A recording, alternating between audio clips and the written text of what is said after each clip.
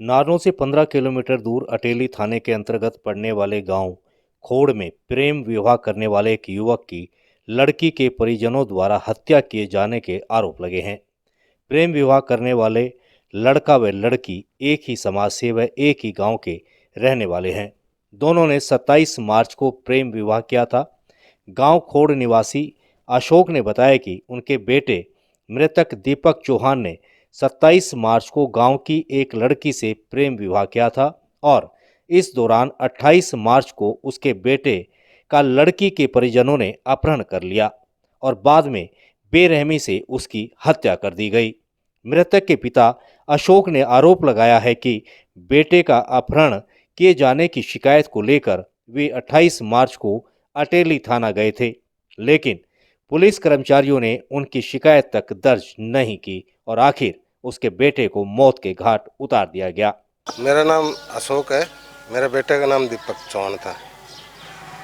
घटना ये थी कि लड़के ने 27 तारीख को शादी की थी, कोर्ट मैरिज, और उसके बाद 28 तारीख को 5:30 बजे करीब उसको किडनैप कर लिया और उसकी जाके हत्या कर दी गई।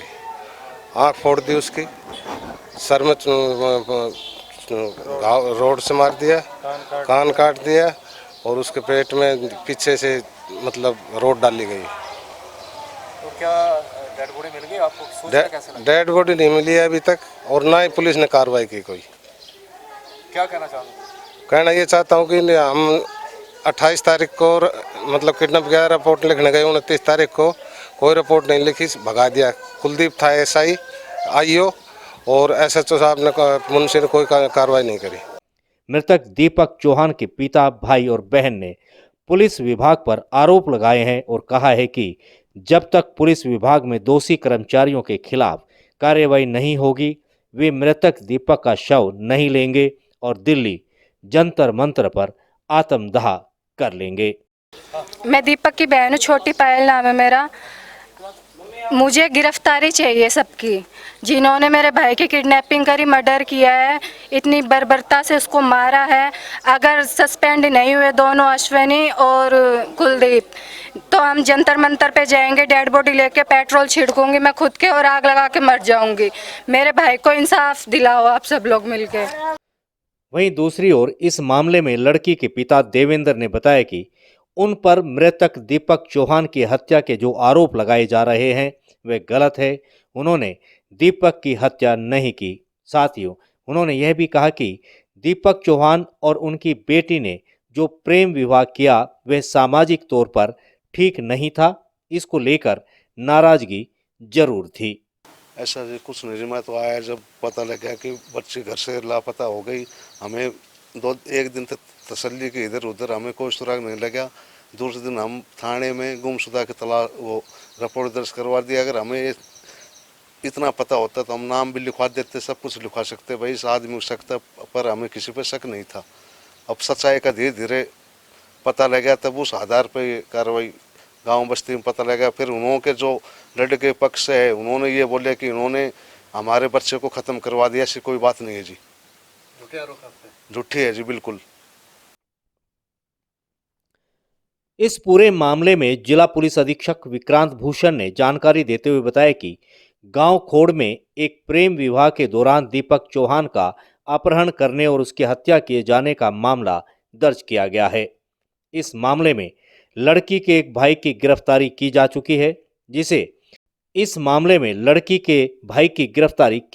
है, जिसे 4 दिन के पुलिस रिमांड पर लिया गया है। साथ ही उन्होंने कहा कि मृतक के परिजनों द्वारा पुलिस की लापरवाही के जो आरोप लगाए जा रहे हैं उसकी जांच करवाई जाएगी। देखिए, ये पीएस अटेली में हमारा खोड़ गांव है। वहाँ पे हमें 27 तारीख को एक कंप्लेंट प्राप्त होती है कि अन्नू नाम की लड़की जो कि 20 वर्षीय थी वो लापता है। इस संदर्भ में मुकदमा नंबर 72 दर्ज होता है 346 में 27 तारीख को, जबकि लड़की घर से 25 तारीख को गई थी। 27 तारीख को मुकदमा दर्ज होता है। 28 तारीख को हमें ये पता लगता है कि लड़की दीपक नाम का एक लड़का है जो उसी गांव से बिलोंग करता है, कि दीपक ने और अनु ने शादी कर ली झज्जर में आर्य समाज में।